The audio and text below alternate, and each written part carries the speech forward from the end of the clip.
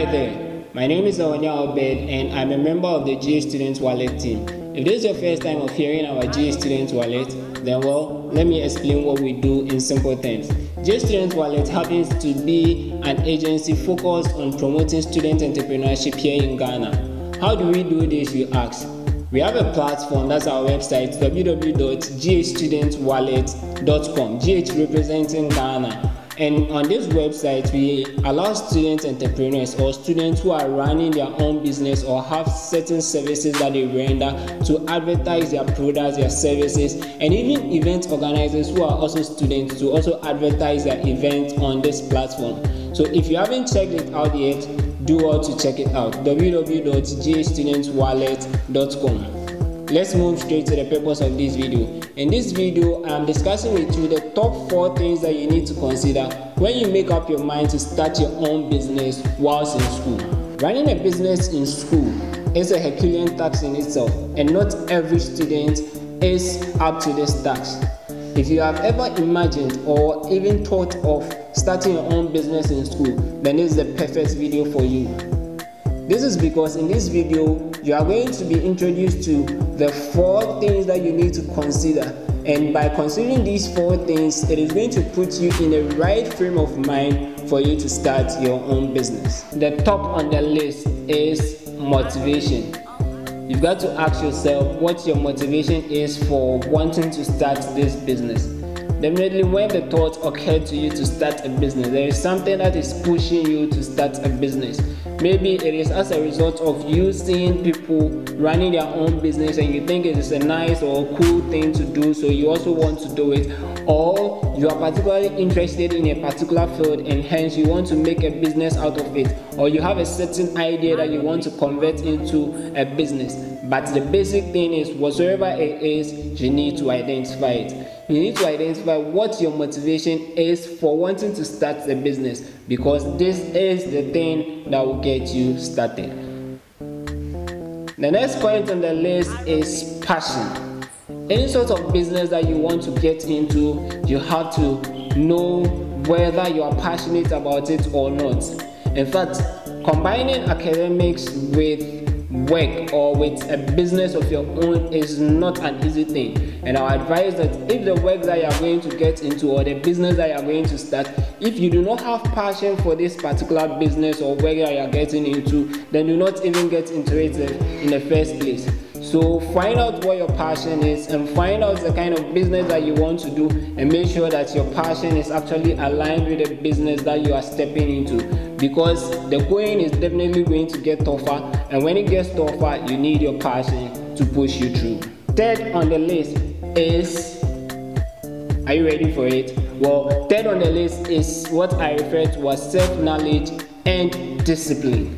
You need to know yourself better. This goes beyond just passion. You probably are passionate about a thing, but being able to combine your academics with business and be successful at both is not only an issue of passion, but discipline and self-knowledge. You need to know the kind of person you are. Are you able to even combine your classes or your academics with any other thing and be successful at both?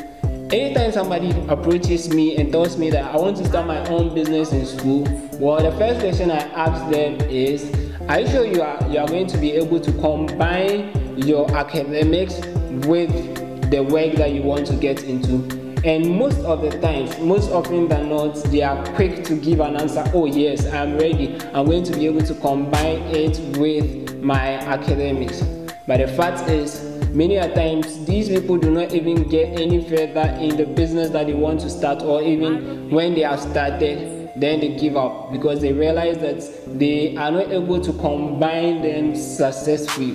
So when I talk about combining them and being successful in both situations, it means that you have to be successful actually in your academics. That is, when you start your business, your academics shouldn't be stagnant, or it shouldn't even drip down. It should be at a level moving higher than you were, or even possible, if possible, maintaining that level that you were before you started your business. And a business also should also move ahead and not be a thing that you start today and you stop tomorrow. So consider this and look further into it. The painful part is that sometimes we do not actually know what we are able to take or what we will not be able to take until we get into the situation. So that is where discipline also comes in. Once you make up your mind that you are going to start a business, then you have to be disciplined enough to move ahead. There is a quote that goes like this, that motivation will get you started, but it is discipline that will keep you growing. So if you want to grow in your business and your academics, you need a motivation, as I mentioned earlier. Then also you need discipline to keep you growing. Then number 4 on the list, which happens to be the last on this top 4 list, is what are the capital or resource requirements for me to start this business? Whatsoever business that you want to get into, I bet you that there is a need for some sort of capital or resource investment. And you always have to look at the business entity that you want to get into. Then also you look at the availability of capital or resources at your own disposal. That is where the saying that cut your coat according to your size comes in. You can't just say that I have this business idea and jump into it when you do not have the necessary capital or resources to make that dream come to pass. So you need to consider this, sit down and think about it with the business idea that you have in mind, or whatsoever business that you want to jump onto. Imagine, think through it and find out whether the capital or the resources that are available to you will help you to maneuver your way through starting the business.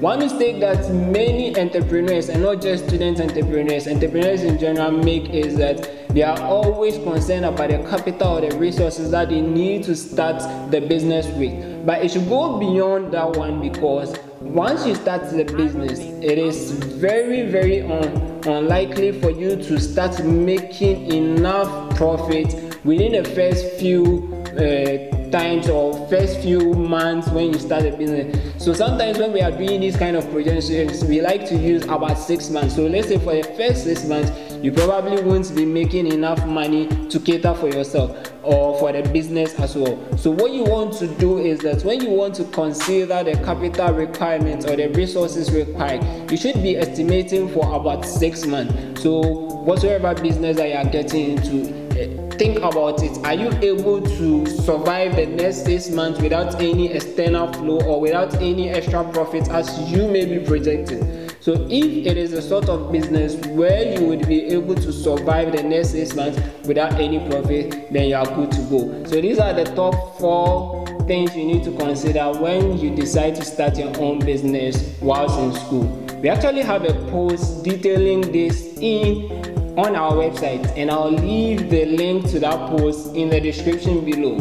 But before you leave, I hope you have heard of the Startup Journey show that we run here on YouTube. Well, if you have not heard of it, here is the link to the playlist. We've already shot about 8 episodes, and what we do in this show is that we interview student entrepreneurs. We go all over the country interviewing student entrepreneurs in Ghana for them to share with us their experiences, how they started, how they are managing their business, the challenges that they are facing, and how they are able to overcome these challenges. So you definitely want to check it out and learn something from there too. Thank you for watching to the end of the video. I hope you enjoyed it. If you did, kindly leave a thumbs up and also leave your comments down there, and it shall be addressed appropriately. Don't forget to share this video to your colleagues as well. Then also hit the bell icon to be notified of any new video that we release on this channel.